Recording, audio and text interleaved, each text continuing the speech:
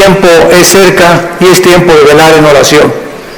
Es tiempo de reflexionar profundamente acerca de nuestra vida y de poder pensar qué es lo que Dios quiere para nosotros. Todos ustedes los que traigan su Biblia, y eso es lo bueno de traer la Biblia el domingo, la vamos a abrir en 3 pasajes, porque a continuación voy a desarrollar el inicio de una nueva serie titulada El desafío de la fe. El desafío de la fe. Romanos 5:3, Santiago 1 y Primera de Pedro capítulo 1. Son 3 versículos muy importantes que vamos a desarrollar para poder tener un fundamento teológico acerca de esta conferencia y las que a continuación vamos a llevar a cabo, y que puedan ustedes entender las razones de por qué sufrimos, por qué existe la maldad, por qué hay tanta desgracia en el mundo, por qué si Dios es todopoderoso no termina de una vez por todas con el mal, con el terrorismo, con los abortos, con los cánceres, etcétera, etcétera. ¿Por qué hago todos estos cuestionamientos? Porque hace menos de una semana murió un grande astrofísico inglés llamado Stephen Hawking. Fue educado en la Universidad de Cambridge, casado 2 veces con más de 3 hijos. La primera esposa fue cristiana, abandonó a la primera esposa para casarse con la segunda, que era su enfermera. Murió a los 76 años, a los 23 años de edad lo diagnosticaron con una esclerosis tremenda, atrófica, y le dieron menos de 2 años para vivir. Y sin embargo vivió 50 años más, 76 años murió. Y lo más irónico del caso de la vida de este grande astrofísico inglés fue que su esposa, cuando lo metieron y lo entubaron 2 veces a los 20 y tantos años y después a los 40 y tantos, y le dijeron en el hospital que ya tenían que desconectarlo porque ya no podía vivir, ella se puso de rodillas y intervino ante el trono de la gracia, y llegaron los doctores y le dijeron: es que esto es un milagro. Y la segunda vez que otra vez lo vuelven a conectar porque ya está a punto de irse de este mundo, su esposa vuelve a arrodillarse en oración para salvarle la vida. Él supo que su esposa estaba de rodillas orando por él, y cuando él tuvo esta oportunidad de poder decirle a Dios: gracias porque me concedes la vida, se siguió burlando de ella. Y las palabras de él a su esposa fueron las siguientes: yo no hago caso a la religión porque es la ciencia la que nos da la verdad. Me dio mucha tristeza que antes de morir haya muerto negando a Dios y declarando que Dios no es el creador del universo. En ese momento, cuando escuché este programa de televisión, porque fui a traer las noticias que escuché esto, inmediatamente vino a mi mente la vida de más grandes astrofísicos que él, que fueron cristianos. Él argumentó que era porque la verdad estaba en la ciencia, y sin embargo Blaise Pascal, astrofísico francés, escribió cantidad de tratados acerca, y no era un religioso, era un cristiano. Blaise Pascal confesó, y en sus libros lo dijo: Jesucristo es mi Señor y mi Salvador. Nadie se puede comparar en la astrofísica con Blaise Pascal. Y después tenemos a Isaac Newton. ¡Qué tremendo! Isaac Newton, que comienza a postular las leyes de la famosa gravitación, cristiano de los pies a la cabeza, y muere alabando a Dios y dándole gracias a Dios por la muerte de Cristo. Louis Pasteur, siglo XX, un famoso doctor, experto en medicina, y el legado que él dejó a la ciencia fue impresionante, cristiano. Y finalmente Albert Einstein, que fue famoso cuando dijo: Dios no juega con el universo como si jugara los dados. Todos estos hombres fueron cristianos y creían en Dios. Los filósofos de hace 2150 años aproximadamente, 150 años antes de Jesucristo, Aristóteles, que fue el maestro de Alejandro el Magno, Platón, Sócrates, Demóstenes, creían en un Dios, por lo menos dijeron, pienso, luego existo, luego vivo, esta causa no puede estar dentro de mí, esta causa tiene que estar fuera de mí, tiene que haber algo, llámale la fuerza, una entidad superior, pero tiene que haber algo que trascienda, que es Dios. Aunque no lo pudieron nunca ubicar, el apóstol Pablo en Hechos 17 se enfrenta con los atenienses filósofos, discípulos de un gran hombre que se llamaba Zenón, y los discípulos eran los epicúreos y los estoicos. Y Pablo en Hechos 17 les demuestra y les dice, ustedes adoran un Dios porque tienen un monumento altísimo que decía al Dios desconocido. O sea, ellos lo único que sabían es que tiene que haber una causa detrás de la existencia del mundo y del universo.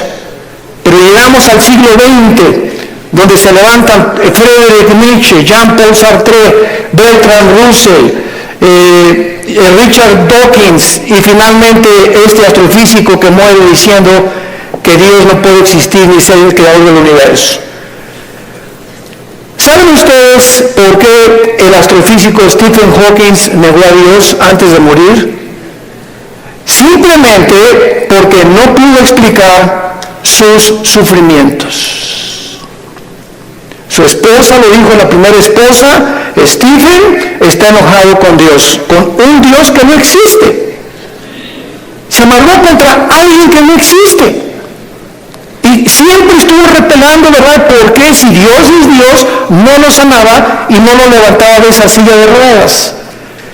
Hace poco ustedes escucharon el testimonio de Nicky, un muchacho sin brazos y sin piernas. Nació con el puro tronco nada más. Y cuando oye su testimonio dice que a los 8 o 9 años de edad, cuando no podía suicidarse, se metió y con la boca abrió la llave del baño para ahogarse. Y en ese momento él reaccionó y dijo, ¿pero qué es esto? Y comenzó a gritarle, Dios, si existes, dime la razón por la cual me trajiste hacia el mundo, sin brazos y sin piernas. Y entonces él entrega a los 11, 12 años de edad su vida a Jesucristo, y no se imaginan ustedes los millones de almas que este muchacho, Nicky se apellida, ¿verdad? Nicky ha ganado en el mundo. Aquí lo tuvimos en México y mi esposa y yo, su esposa es mexicana, y se han discipulado con nosotros desde hace muchos años. La esposa de él y la familia de ella también. Ahora ya van a ser papás otra vez. Así como lo ven, pero juguetón. Gracias a Dios por su vida. Entonces, podríamos nosotros realmente, porque esta es la espada, y esto es lo que esgrimen los ateos. Los escépticos, los agnósticos, es que ¿por qué si hay un Dios hay un sufrimiento? ¿Por qué es? Entonces, como no pueden entender y no tienen respuestas, y no las van a tener fuera de la Biblia, se encierran en una cárcel, y en lugar de que este hombre hubiera podido escuchar a su esposa, bueno, ok, tú me dices que es un Dios, dime por lo menos, o explícame por qué permite el sufrimiento, pero ni siquiera quiso hacer eso. Negó completamente todo contacto con la Biblia. Y esta es la razón de esta serie que me he propuesto comunicarles a todos ustedes y a todos los que nos escuchan a través de las redes sociales, porque es el tiempo que seamos luz. El mundo está pidiendo respuesta a los políticos, astrofísicos, ateos, agnósticos, escépticos, etcétera, etcétera. Las universidades en Latinoamérica están llenas de ateos, infectando las mentes de nuestros hijos, incitándolos a una revolución, incitándolos a la violencia, porque ellos creen que a través de esta violencia y de este idealismo pueden ellos hacer un cambio en México social, o en Veracruz, o en cualquier otra nación. ¿Por qué? Porque hay un idealismo en la juventud que no tiene respuestas, y nosotros somos la luz del mundo. Ya es hora que brillemos, ya es hora que levantemos la lámpara. Todos los 70s, 80s y 90s del siglo XX persiguieron a la Biblia, persiguieron al cristianismo, persiguieron a los pastores en Latinoamérica. Yo recuerdo cuando fui a la universidad a la conferencia en la Facultad de Filosofía y Letras, cómo querían burlarse todos. ¡Ay, ya llegó el padrecito! Así me decían, ya llegó el padrecito. A ver de qué nos va a hablar el padrecito, porque como ellos no tienen respuestas, creen que nosotros tampoco las tenemos. y cuando nos enfrentamos a auditorios y les demostramos que hay más evidencias científicas en la creación bíblica que en la famosa teoría de la evolución. Cuando alguien te diga y tú le preguntes, bueno, ¿cuál es tu punto de vista, tu perspectiva de cómo te imaginas que crea el universo? ¿Qué te van a contestar? Pues por ahí anda una enseñanza, una ideología que se llama el Big Bang, o la grande explosión traducida. ¿Y qué significa esto? Que pues los físicos se imaginan, porque no se puede probar científicamente, que pues comenzó con una explosión en el universo. Y entonces de esa explosión se formó todo lo que nosotros vemos. Cuando las propias leyes de la física, la primera y la segunda ley de la termodinámica, contradicen el Big Bang. Virgen del Socorro. Me atrevo a decir esto. La misma física que dice la primera ley de la termodinámica, nada se crea ni se destruye, la segunda ley, todo tiende al desorden, a la oxidación, a la destrucción, a la corrupción. Nunca del desorden se ha formado el orden, por el amor de Dios. Entonces, ¿cómo podemos estar defendiendo una teoría que la aceptamos ciegamente? Porque mi maestro me lo enseñó. Porque tu maestro no tiene ninguna otra explicación. Y como dijo don Teofilito, como decimos aquí en México, ni la tendrán si no vienen a la Biblia. Porque por medio de la ciencia y por medio de la intelectualidad, que es limitada, el ser humano no puede traspasar y trascender la dimensión espiritual, la dimensión del mundo invisible. Entonces, el intelecto choca contra las cosas que no entiende y al llegar ahí se vuelven locos. Entonces no puede el ser humano comprender la inmensidad del universo que nos rodea, ni los caminos ni los pensamientos de Dios, porque son más altos que los nuestros. Dios tuvo que bajar hace 2000 años en la persona de Jesús para Él comunicarnos y revelarnos los secretos que se encuentran detrás de su universo, de su soberanía, de la tierra, de dónde venimos, los animales, la genética y la ciencia que continúan como demostrando y comprobando simplemente que la Biblia tenía la razón.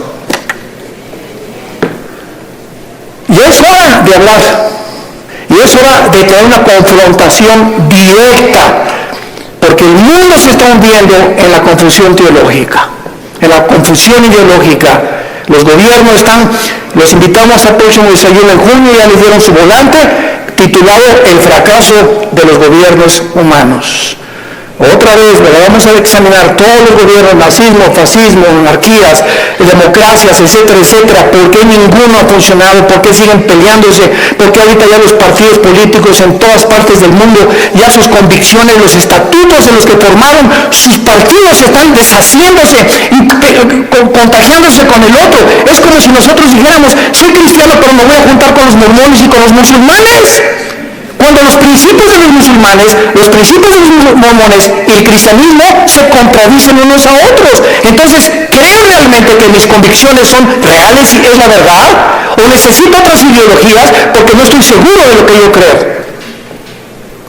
Es una tristeza, se están derrumbando ante nuestros ojos todas las ideologías y todas las filosofías del mundo. Los sistemas de pensamiento están confundidísimos como jamás lo habían estado. Gubernamentalmente, teológicamente, filosóficamente, económicamente, es una confusión del mundo tremenda. Es el estrés por el cual vive la gente. Es una incertidumbre de dónde está la verdad, dónde está la luz, quién tiene la verdad. Tú dices que la tuya religión, tú dices que la tuya religión. Discúlpame, en ninguna religión, en la persona de Jesucristo. Porque tú puedes tener X religión sin tener la verdad, ni tener al Hijo de Dios en tu vida. Él fue el que vino y nos dijo, no los católicos, no los evangélicos, no los nazarenos, no los mormones. Jesús dijo, yo soy la verdad. Y cuando Él entra a tu vida, se te caen las vendas. Y de alguna forma el entendimiento se nos comienza a expandir. Y solo Dios, el Espíritu Santo, puede hacer que nuestra mente se abra para que cuando vengamos a la Biblia podamos entender, porque la Biblia, el autor es el Espíritu Santo, necesito el Espíritu Santo morando en mí para comprender los pensamientos de Dios. Ven a la Biblia sin el Espíritu Santo y vas a chocar contra los pensamientos de Dios. Porque el hombre natural no entiende las cosas del Espíritu, porque para él son locura, porque estas cosas no se intelectualizan, estas cosas se disciernen espiritualmente. Veamos otros pasajes a continuación que nos van a servir de base para poder dar una explicación y comenzar ya a levantar la bandera de la fe. Dice en Romanos 5, versículo 3, y no solo esto, sino que también nos gloriamos en las tribulaciones, sabiendo que la tribulación produce paciencia. Alguien viene sin el Espíritu Santo y lee este versículo, la conclusión a la que llega dice, esto lo escribió un loco. ¿Cómo puede alguien que está atravesando tribulaciones o problemas gloriarse? Inmediatamente se enfrenta esta persona con una pared. Pero es que esta persona no entiende que las próximas palabras es que estas tribulaciones y estos sufrimientos, Dios los está usando para formar nuestro carácter, que si no sufrieras, de otra manera no podrías aprender muchas cosas en la vida que solamente a través del sufrimiento se aprenden. Dice Salomón en Proverbios, el sufrimiento purifica el corazón. Esta es la razón por la cual comenzamos ya a entender, y cuando comenzamos a entender los pensamientos de Dios, y aunque no vamos a ser libres del sufrimiento, por lo menos Dios va a entrar a nuestra vida y nos va a dar una esperanza para que en ese valle de sombra y de muerte tengamos paz. Para que en medio de las tribulaciones que tú estás atravesando, y en medio del divorcio que estás ahorita enfrentando, y el abandono de tu esposo, y el abandono de tu esposa, y el abandono de tus padres, por lo menos en medio de ese horno de fuego que tú estás atravesando, Jesús está contigo.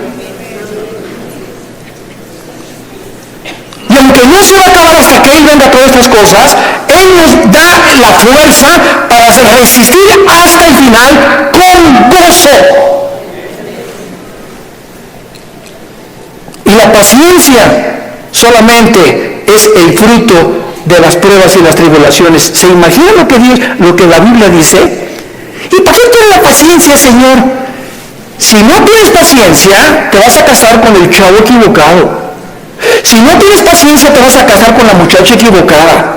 Si no tienes paciencia y eres una persona impulsiva que compras y vendes, etcétera, etcétera, sin meditar ni reflexionar nada, vas a comprar la casa equivocada, el carro equivocado, el viaje que Dios no quería que hicieras lo vas a hacer por tu impaciencia, porque por naturaleza somos impacientes.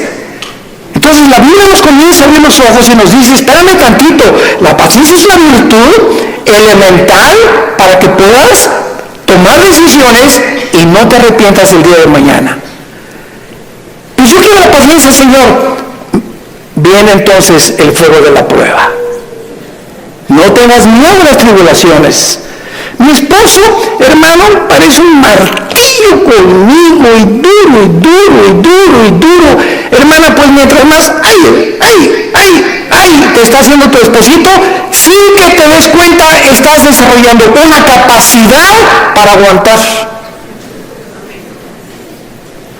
Que si no quieres hacer eso, pues sácate un cuchillo de tu sobre él entonces. Y acaba con tus problemas.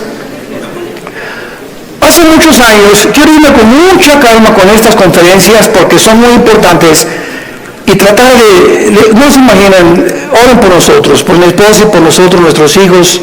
Necesitamos mucho de las oraciones de todos ustedes y le pido a Dios mucha oración, que siempre que yo estoy enfrente de un público pueda yo tener la capacidad de explicar su bendita y profunda palabra. Hace muchos años había un dramaturgo inglés llamado Oscar Wilde. Y él hizo muchísimas obras de teatro. Yo me acuerdo, tenía como 18 o 19 años de edad, formé parte de un elenco teatral llamado Hamlet. Y en una de las cosas que yo tenía que declarar durante el escenario, en el teatro representando a Hamlet, ¿verdad? Dice así la obra de William Shakespeare: morir, dormir, no más. ¿Qué es más levantado para el espíritu? ¿Levantar las armas contra un piélago de calamidades y haciéndole frente a acabar con ellas? ¿O esperar el sufrimiento y dormir y morir no más?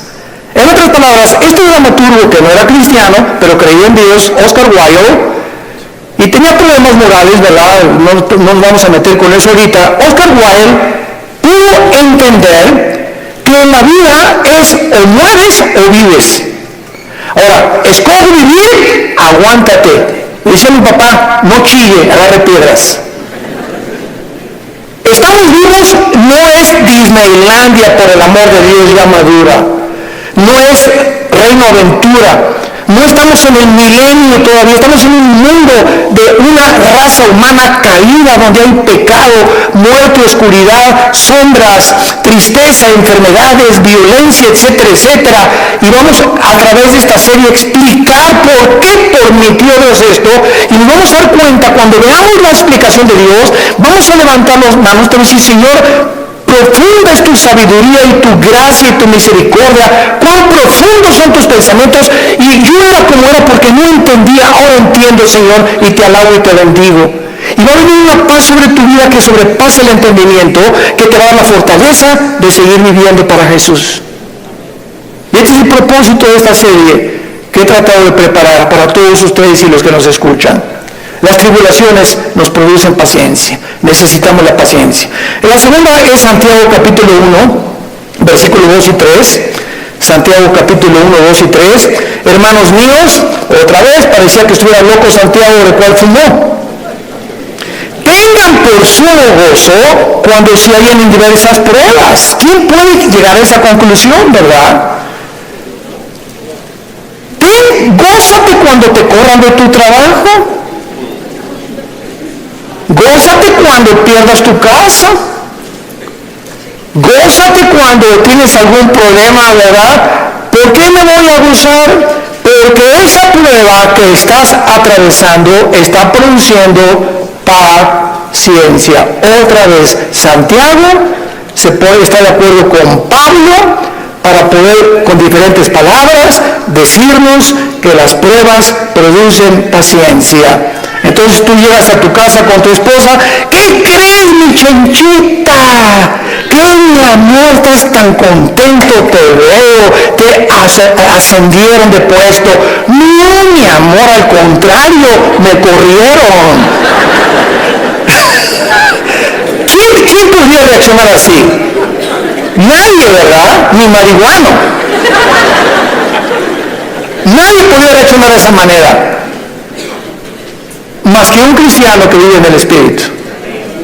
Y la esposa: oye, pero ¿sabes una cosa? Esto no es para que te pongas contento. Sí, mi amor, ¿sabes una cosa? Porque acuérdate de Romanos 8:28. Todas las cosas contribuyen para nuestro bien.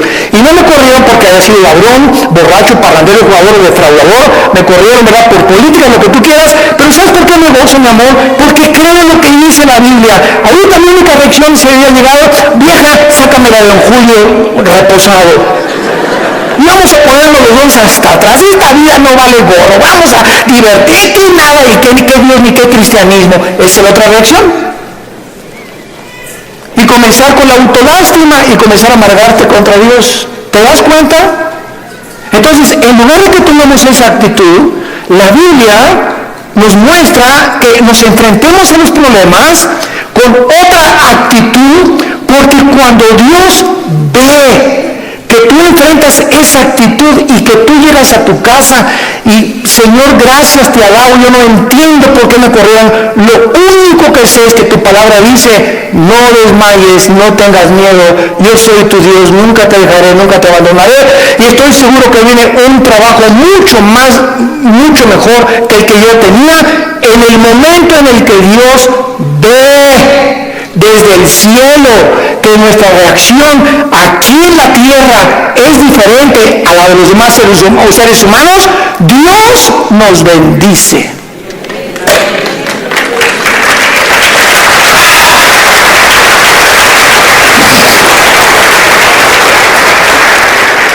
Porque sin fe.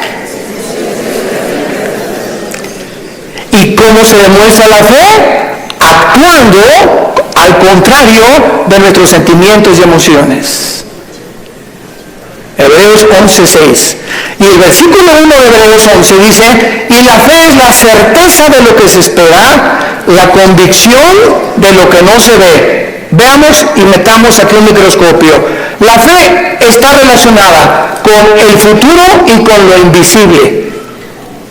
Es una certeza, es una seguridad de algo que está adelante de mí, que estoy esperando, y aunque yo no lo vea, estoy seguro que viene a mi vida, y además estoy tan convencido aunque no lo vea. La fe, si no es algo que tú estás esperando y no estás convencido, tu fe es la fe de los demonios. Dice Santiago capítulo 2 que los demonios también creen. Yo creo en Dios. Pero ¿sabes una cosa? Tú dices que crees en Dios intelectualmente, pero no demuestras que tú crees en Dios por la forma como tratas a tu esposa, por la forma como tratas a tus padres, por la forma como ves a las mujeres. Este pueblo, Marcos 7, dijo Jesús, de labios me honra. ¿Cuánta gente hay por todos lados? Iban a desayunos y yo creo en Dios, pero sus acciones, su conducta contradice la piedad que ellos expresan o que creen tener en su corazón. Entonces te vuelves un hipócrita, te vuelves un falso cristiano, porque la fe tiene que, dice Santiago, sin obras no es fe. La salvación es por la fe, pero la forma de demostrar que esa fe es salvífica, que realmente nos ha transformado, es cuando vemos que ha transformado mi vida.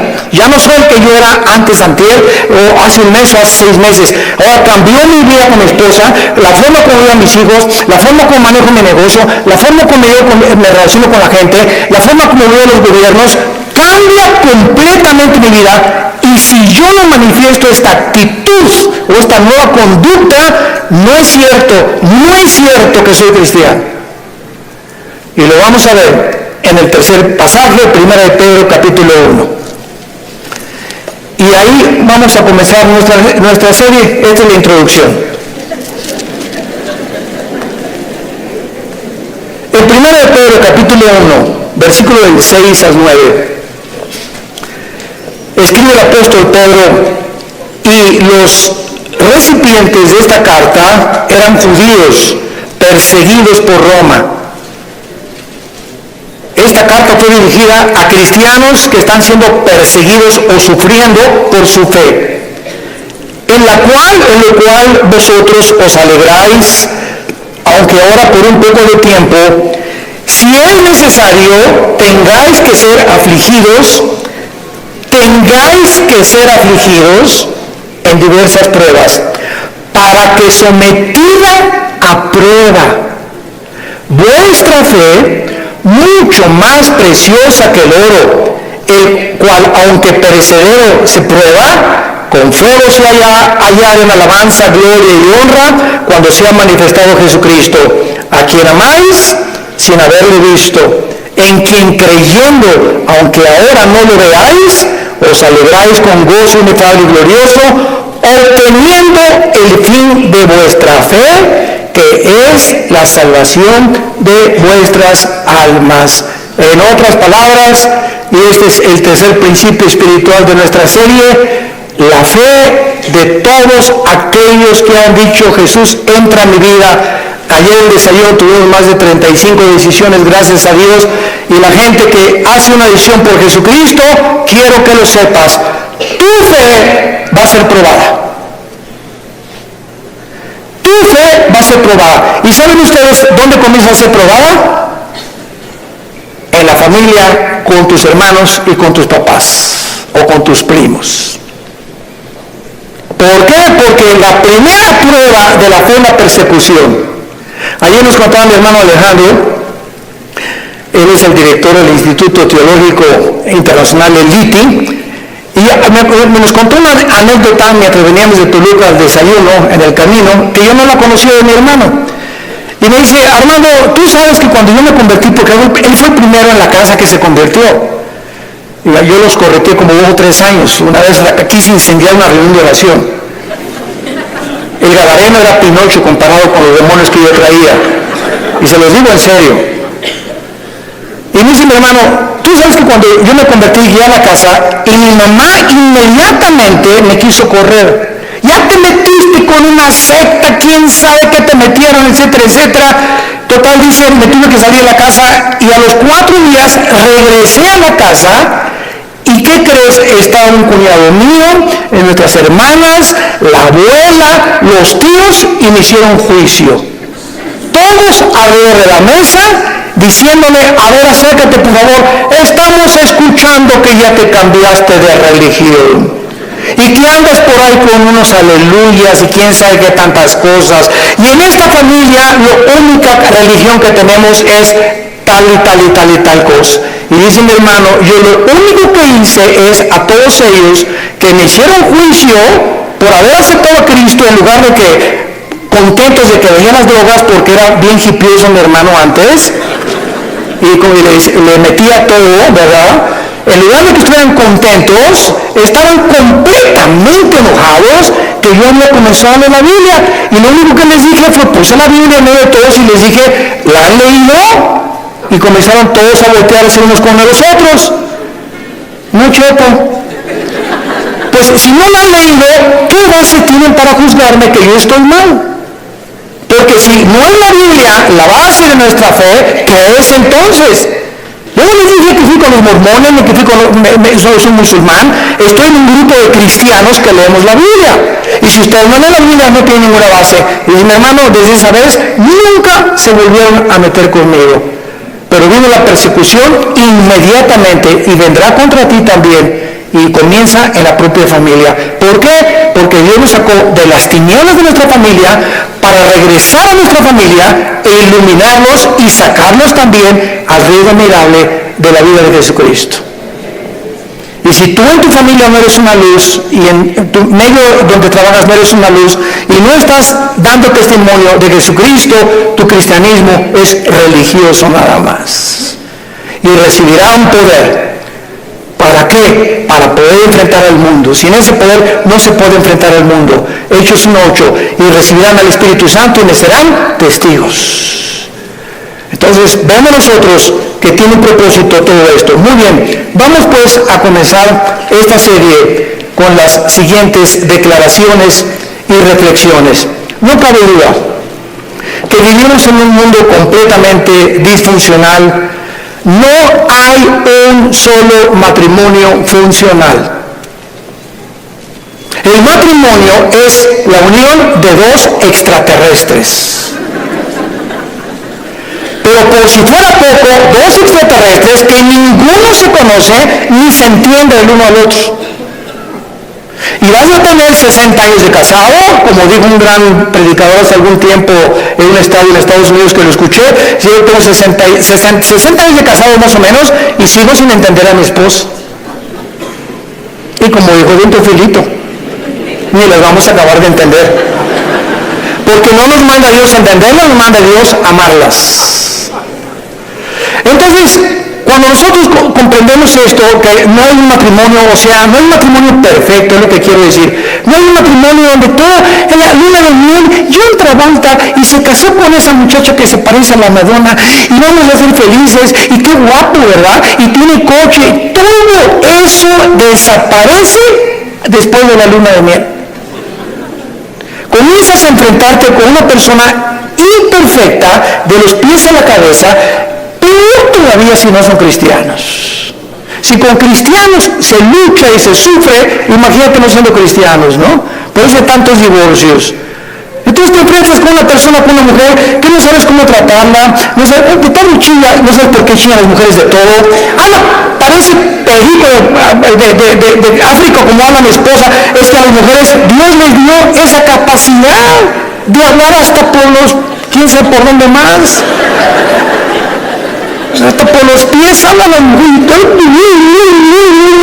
Y nosotros, ¿verdad? O sea, tú sabes una cosa, cuando tú hablas con una persona, En el momento en que te paras a escuchar a una persona, no sé si ustedes lo sepan, la Biblia nos muestra, el hecho que te estés concentrando en escuchar lo que está diciendo, estás emanando energía, te estás desgastando.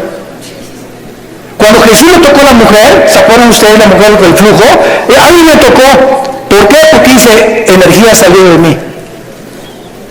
Todo el sufrimiento que ella tenía se lo transmitió y Jesús en su hipersensibilidad sintió inmediatamente. Hoy eligió a los apóstoles, pero todo el mundo te toca. No, hay alguien que me tocó con el propósito de recibir algo de mí y lo sentí en mi espíritu. Es una hipersensibilidad espiritual tremenda. Pero cuando tú te sientas con alguien, entonces esta es la razón por la cual mujeres, los hombres nos sentamos y viene tu esposa y 15, 20 minutos, y a los 10 minutos no tenemos la capacidad, yo no sé cuántos ustedes sean superhéroes, ¿no? Pero la mayor parte de los hombres no tenemos la capacidad de ir más de 10, 15 minutos. Comenzamos, sí, amén, gloria a Dios, mi amor. Sí, es cierto, sí, te amo, tienes toda la razón, ¿no? Comenzamos ya con el avión, etcétera, etcétera. Pero ustedes las mujeres, mi esposa se junta con otra mujer, cuando se juntan las pastoras, y 6 horas sin parar. Yo llego a los restaurantes, me recogen a las 7, si voy a las 7, y ahí están, hoy mi amor, te dije a las 2 de la tarde, y sigues en la mesa platicando con ellas. Y se despiden, y están en la puerta del restaurante, y en la noche llega y me siguen hablando por teléfono. Señor mío, Dios mío, Jesús me dijo, soy el burrito que los acompaña. Así son. Dejémoslas, felicitémoslas, pero no las contradigamos, mucho menos, porque así las hizo Dios. Las mujeres tienen 7 días al mes que sus hormonas cambian drásticamente en la famosa menstruación, y durante esos 7 días no te atrevas a decirle nada. No te atrevas a tocarla tampoco, ni sexualmente tampoco, porque está prohibido en la Biblia. Son tiempos en el que la vuela la mosca y se ponen a llorar, hipersensibles. Es una semana en la que hay que nosotros, yo te llevo el desayuno a tu cama, mi amor, yo te voy a lavar los trastes, yo te lavo la ropa del bebé, lo que sea, ¿verdad? Y comienza el hombre a entender la naturaleza femenina, que no estamos para que ellas nos sirvan, no son nuestras esclavas ni nuestras sirvientas, y cuando comenzamos a darles lo que ellas necesitan, porque las comenzamos a comprender, es cuando vienen las bendiciones de Dios. Es cuando vienen las bendiciones de Dios. ¿Por qué estamos haciendo así? Y no somos mandilones, eso no es ser mandilón. Lo hacemos porque Dios nos dice, ama a tu mujer como yo te amé desde la cruz, con un amor sacrificial. Y cuando yo debo sacrificarte por tu esposa, te voy a bendecir como no te imaginas. Porque el mal que le hagas a tu esposa, se te regresa. Es como un boomerang, se te regresa, dice en Efesios capítulo 5, nadie aborreció su propia carne, sino que la cuida y la sustenta como a Cristo a la iglesia. El daño, las groserías, los gritos, el adulterio mental que traes contra tu mujer, se te regresa y detiene las bendiciones de Dios. Y vas a comenzarte a encontrar desesperado, ya no te puedes gozar en las pruebas, ni en las tribulaciones, ya no tienes paz, ¿verdad? ¿Por qué? Porque necesitas otra vez venir a la cruz y pedirle perdón a Dios por la forma como has tratado a tu compañera, a tu amante, a tu esposa, a la madre de nuestros hijos. Ahí viene. ¿Por qué lo hacemos? Por la fe. Y sin esta fe es imposible que yo agrade a Dios. Vivimos un mundo disfuncional, tenemos que entender esto. Y todas estas circunstancias nos hacen volvernos a la pregunta que es la que vamos a desarrollar en esta serie: ¿por qué Dios no detiene la maldad? Muy buena pregunta, muy válida filosóficamente. ¿Por qué Dios no detiene tanta destrucción y tantos sufrimientos? Es la pregunta que permanece en las mentes de la mayor parte del ateísmo, y muchas veces no solamente los ateos, sino también de los mismos cristianos. La única diferencia, escuchen esto, señores ateos que nos escuchan, en cualquier programa que haya en el mundo de televisión o de radio o en cualquier foro, nunca a un ateo ni a un agnóstico le van a hacer estas preguntas, no lo van a hacer a nosotros. Porque los ateos no tienen respuestas. Y como no tienen respuestas, por eso se enojan contra Dios, y por eso se amargan, y por eso dicen que son ateos. Entonces, si el mundo va a cuestionar a algún ser humano para que le responda, no va a ir con los ateos, va a ir con nosotros. A ver, ¿tú qué te dices, cristianito?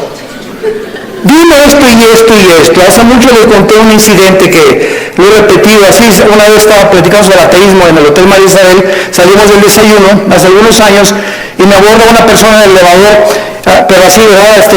Usted es el señor, mucho gusto, ¿cómo está? Y entramos al elevador juntos. Usted dice que es todopoderoso, ¿verdad? Pero con esa actitud, ¿verdad? Usted dice que es todopoderoso, ¿verdad? Sí, efectivamente, yo es todopoderosa. Y si es todopoderoso, ¿por qué me acabo con el diablo si él tiene poder? Y le voy a decir porque comenzaría con usted.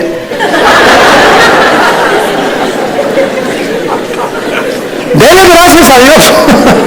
Le cambió completamente su perspectiva, ¿no? O por lo menos ya le di tarea para ir reflexionando ya a su casa, de que hay respuestas y que si realmente Jesús hubiera venido ahorita acabara con la maldad, acabaría con todos, porque perverso y engañoso es el corazón de todos los seres humanos.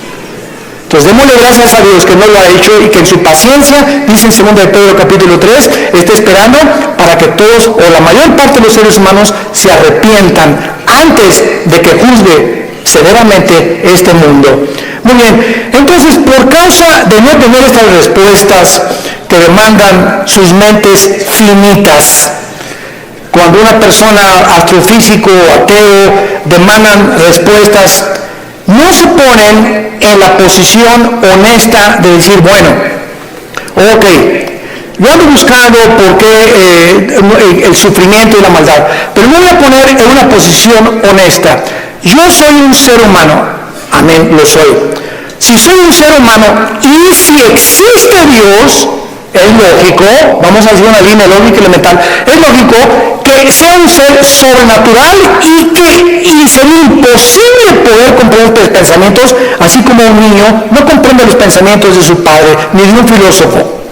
Aunque es el mismo cerebro, no está desarrollado el niño de 6 años como el de uno de 25 años de edad. Entonces, siguiendo esta línea de lógica, si existe un Dios, tiene que ser mucho, mucho más grande. Entonces, yo estoy ante un universo lleno de misterios, estamos llenos de misterios. Si hay extraterrestres, si no hay extraterrestres, si existen los hoyos negros, si no los hoyos negros, si es el otro, que cómo comenzó el universo, dónde venimos, estamos llenos de misterios.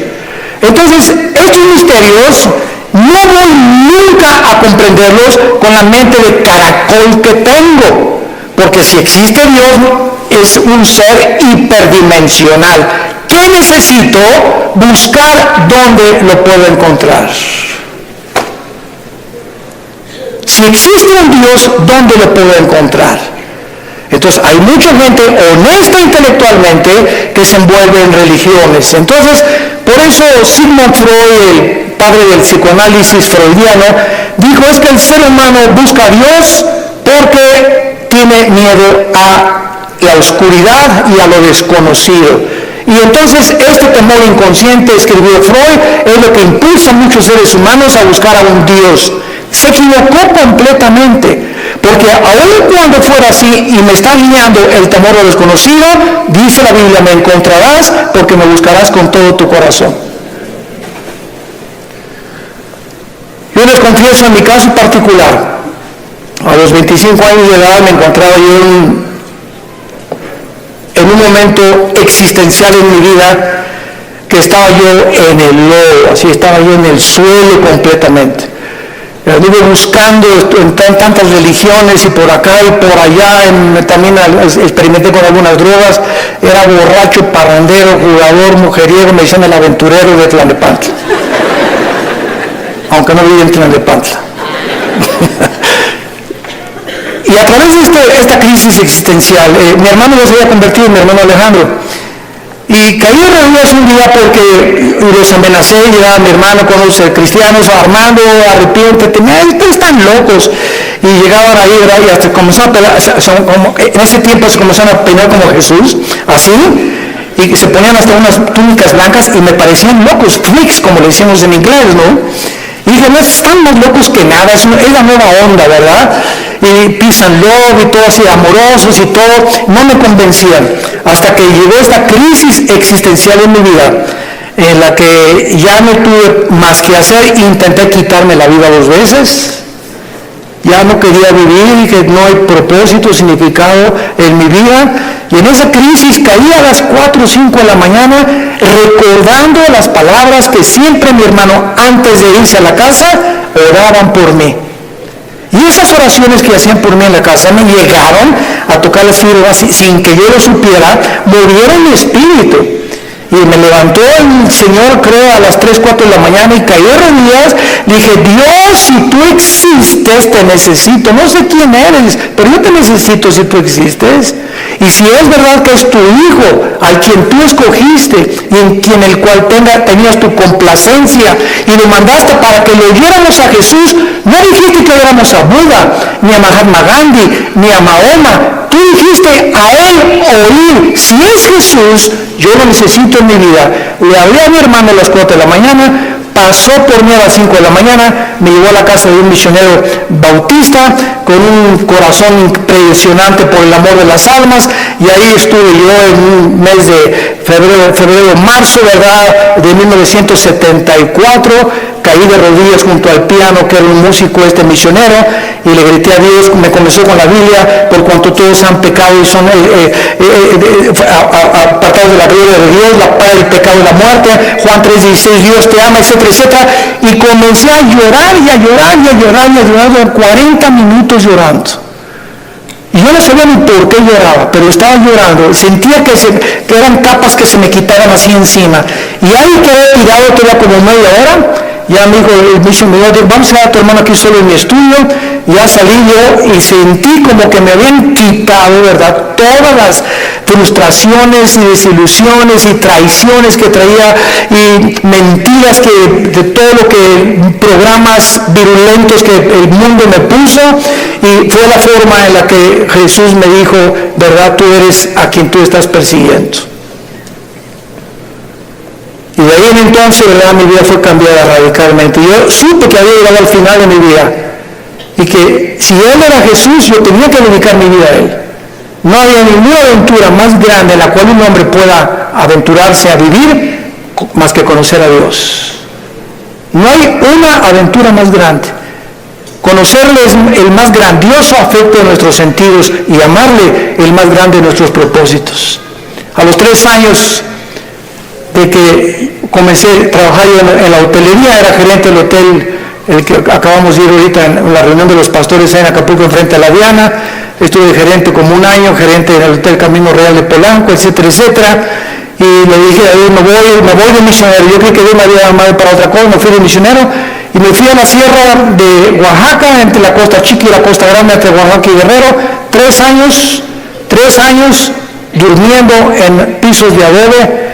Mi cojín era un ladrillo envuelto en periódicos y me tapaba en la noche con periódicos, con los indígenas.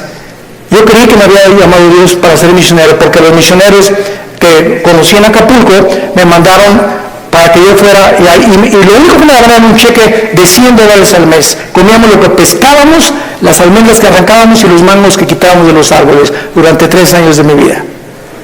Y ahí conocí la máxima de las pobrezas. Más pobre no puede ser. Yo dormía en camas de piedra, hermano, te gané. Eran covachas, estas eran chozas de adobe. Y además había un pueblo ahí que se llamaba El Ciruelo, cerca de Tejucuniculapa, en la Costa Chica, que era de leprosos. Y me acuerdo que un día me dijeron, ¿por qué están tapados así? Es que son leprosos. Y yo creí a las 2 de la mañana que Dios me había llamado a morir con lepra. Y le dije a las 2 de la mañana, Señor, si ese es mi destino, Señor, aquí estoy. Yo no sabía ni qué contagio era la lepra, ni conocía mucho de la lepra, pero yo creí que Dios me había llamado para morir como un leproso. Y ya, ¿verdad? Pasados los 3 años, regresé a Acapulco, comencé a predicar, a fundar movimientos de estudios bíblicos en las casas. En 1979 la organización del famoso evangelista, que vamos a orar por él, Luis Palau, se está muriendo de cáncer, por cierto. Tiene cáncer en los pulmones, Luis Palau. Me hablaron a formar parte del equipo de Luis Palau. Del 79, 80 y 81 estuve como evangelista por toda la República, todo Tabasco, Guerrero, Veracruz, pueblito en pueblito, predicando de choza en choza, pueblito. Nos corretearon, nos aventaron piedras, nos aventaron palos, me lastimaron 2 veces, me enfermé con malaria, me enfermé con calentura de 40 grados, etcétera, etcétera. Y todas estas fueron, ¿qué cosa? Pruebas. Dios estaba forjando carácter en mi vida, que era muy importante para lo que más tarde me tenía que enseñar. Y el secreto, quiero decirles a ustedes, el más grande secreto de la vida es no amargarte. Es el más grande secreto de la vida cristiana. Un cristiano amargado no entra a la tierra de Canaán. No pasas Canaán. Dice Hebreos 12 que bloquea la gracia de Dios, la amargura. No importa lo que nos hayan hecho, lo que nos digan. Me acuerdo en los 80s cómo nos calumniaron, me dijeron que me había casado 4 veces, que tenía hijos hasta en Iztapalapa, 15. Bueno, es increíble. Y todavía me dicen que de vez en cuando han oído esos rumores, ¿no? Le gané a Salomón. Puras mentiras. Pero el diablo es encargado de verdad de buscar la forma de desprestigiarte, de impedir. Pero ¿sabes una cosa? Que nuestro destino no depende de lo que la gente piensa. Nuestro destino depende de Dios. Y nadie puede arrebatarte ese destino que Dios te ha dado. Nadie, absolutamente nadie. Y para terminar, sí existen respuestas, y mientras todo se aclara, y mientras nuestra poca y chica y limitadamente intelectual comprende, y ahorita comenzamos ya con el Espíritu Santo a entender muchas cosas más que sin el Espíritu Santo imposible poder comprenderlas, Dios nos deja 2 consuelos. El primero, la resurrección de nuestra vida. Vamos a volver a vivir. Hijo, ten calma. No importa lo que estás pasando, cuando tú mueras y resucites, vas a tener el cuerpo que anhelabas tener. Si eres chaparrito y pelón, vas a ver el cuerpo que te voy a dar. Si te decían la tintorera de Tlalnepantla, vas a ver la belleza que te voy a dar. Y lo que hemos sufrido, las enfermedades, todo lo que pasamos aquí, no nos imaginamos. Y la esperanza de que vamos a tener un cuerpo fue que Jesús se levantó de los muertos. Él es la esperanza y la gloria de nosotros. Vamos a volver a vivir. Y todo lo que hayamos sufrido y lo que hayamos afligido, y si acabaste en silla de ruedas o no silla de ruedas, o con cáncer o no cáncer, o lo que hayas pasado, no va a ser comparable con las glorias que en nosotros se van a manifestar. Y la segunda consuelo es que vamos nosotros realmente a tener un mundo nuevo, donde reine la justicia y la paz y la equidad. Viene ese mundo que anhelamos y que queremos cambiar por las revoluciones armadas, por la guerra, por la política, por la educación. De ningún esfuerzo humano el mundo va a cambiar hasta que Jesucristo regrese con todos nosotros a establecer su reino milenial. La pregunta en esta mañana es la siguiente: ¿estás tú preparado si tú murieras esta noche para encontrarte con tu Dios? ¿Estás preparado? ¿Estás seguro que tienes a Jesucristo? Asegúrate en este momento recibiéndole como tu Señor y Salvador. Inclina tu cabeza y dile estas palabras. Señor mío y Dios mío, aún no te entiendo, pero he comprendido que no necesito entender todas las cosas, más que una sola: te necesito. Sé que tú en la cruz enviaste a tu Hijo a pagar con su sangre por mis pecados, y que la resurrección de Jesucristo transformó el imperio romano, transformó la historia humana. A al grado que la historia se cuenta antes y después de la vida de Jesús. Señor Jesús, gracias por esta muerte en mi lugar. Creo que con tu sangre pagaste lo que yo no podía pagar jamás. Y creo como resucitaste de los muertos, que estás vivo. Y en este instante te pido, porque creo que vives, que entres a mi corazón. Señor, te necesito. Yo sé que con el tiempo comenzarán a caerse las cortinas de mi mente y comenzaré a comprender más y más cosas que ahora no entiendo, pero lo único que sé es que te necesito, que moriste en mi lugar y que nunca me dejarás ni me desampararás. Te recibo como mi Señor y mi Salvador. Amén. ¿Qué haríamos sin la Biblia? ¿Qué haríamos sin este maravilloso libro? El libro de los libros. Todos ustedes en esta mañana que por primera vez han hecho esta oración, nos gustaría bendecirles y saludarles. Y si tú en esta mañana hiciste esta oración por primera vez, ahí desde tu lugar te pido que te pongas de pie. Párense los que hicieron esta oración invitando a Cristo a sus vidas. Gracias a Dios. ¿Cuánta gente? Que Dios los bendiga. Gracias. Muchas gracias. Gracias, joven. Que Dios te bendiga. Alguien más. Que Dios la bendiga. Gracias a Dios.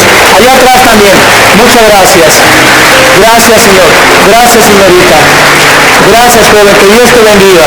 Gracias, Padre, por todas estas personas, estas nuevas almas que vienen a la cruz. Nos ponemos de pie para recibir la bendición pastoral. Los que quieran extender su mano hacia acá lo pueden hacer. Los que no hay ningún problema. Es en señal de que recibes esta bendición. Dios bendiga tu vida. Dios bendiga tu matrimonio. Y les dé la paciencia para tolerarse y soportarse el uno al otro hasta que venga Jesús. Y esta fortaleza solo nos las puede dar el Espíritu Santo, viviendo en la palabra de Dios. Dios bendiga a tus hijos. Dios bendiga el fruto que llevas ahora en tu vientre. Que esta criatura crezca y nazca en un lugar cristiano, con principios de ética y de conducta moral. Que pueda el muchacho crecer con la seguridad y decir siempre: mis padres se amaban, mis padres se respetaban. Dios bendiga a tus padres, Dios bendiga tu trabajo, tu entrada y tu salida. A sus ángeles mandará para que tu pie no tropiece en piedra. Él te llevará el conocimiento de su voluntad con toda inteligencia y sabiduría espiritual, para que andes como es digno de Él, llevando fruto en toda buena obra y creciendo en el conocimiento y la gracia de Dios.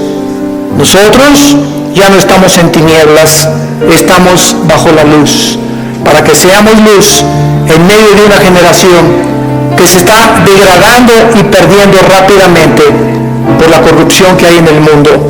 Que esa paz que sobrepasa el entendimiento, guarden ahora tus pensamientos y tu corazón. En el nombre de Jesús les bendecimos. Amén. Que tengan paz. Vida Nueva para el Mundo se sostiene y propaga el mensaje de salvación de Jesucristo, gracias a Dios y a tus donativos. Llevemos juntos el Evangelio de Jesucristo al mundo entero. Realizamos eventos, seminarios, congresos y diferentes programas para dar a conocer el mensaje de salvación y el poder de nuestro Señor, transformando y edificando vidas de mujeres, hombres, niños alrededor del mundo. ¿Qué pasa cuando decides hacer tu donativo? ¿Deseas llevar la palabra personalmente a todo el mundo? De esta forma lo estás haciendo. Con tus donativos o aportaciones, estás sembrando y formando parte de lo que Dios está haciendo en su vida. Estás ayudando a traer luz a la oscuridad, paz al conflicto y esperanza a los que no tienen nada. Una vez en México.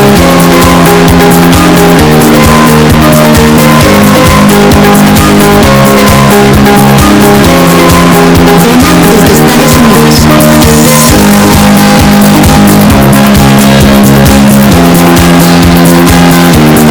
Para el resto de donaciones de otras partes del mundo, www.vidanuevaparaelmundo.org.mx/donate. Estamos cumpliendo la gran comisión. Por tanto, vayan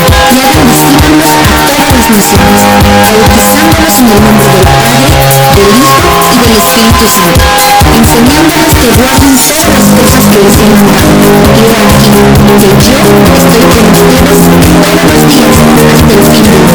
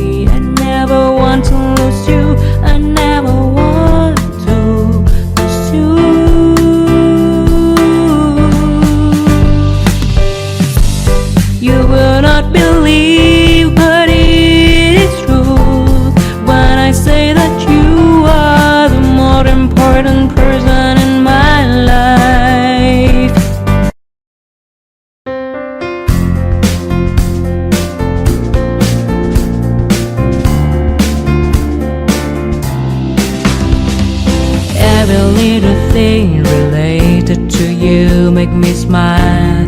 I know you are doing hard work to make things possible. I want to let you know that I am with you, and I will be forever. Every little thing related to you make me smile. I know you are doing hard work to make things possible. I want to let you know that I am with you, and I will be forever. When you talk, I want to listen to you for hours. When you are there beside me, I feel like looking at you all the time.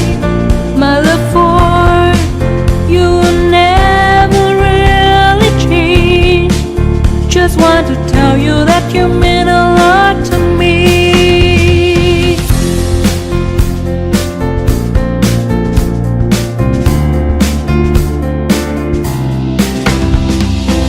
Every little thing related to you make me smile. I know you are doing hard work to make things possible. I want to let you know that I am with you, and I will be forever. Every little thing related to you.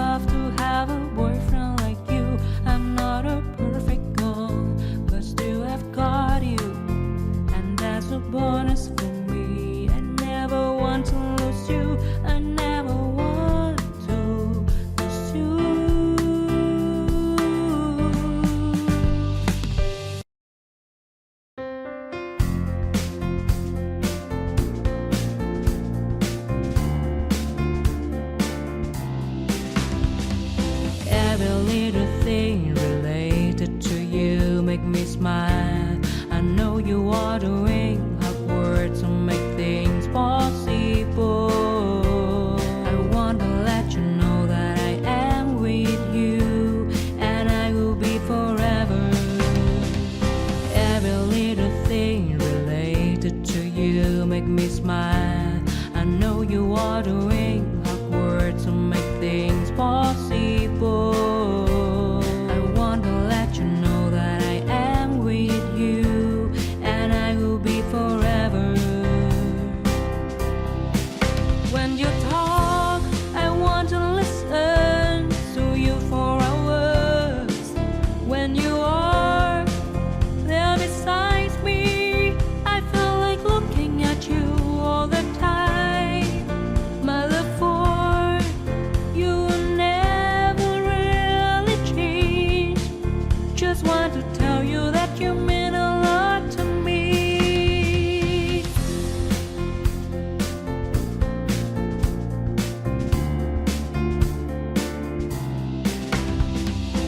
Every little thing related to you make me smile. I know you are doing hard work to make things possible. I want to let you know that I am with you, and I will be forever. Every little thing related to you make me smile. I know you are doing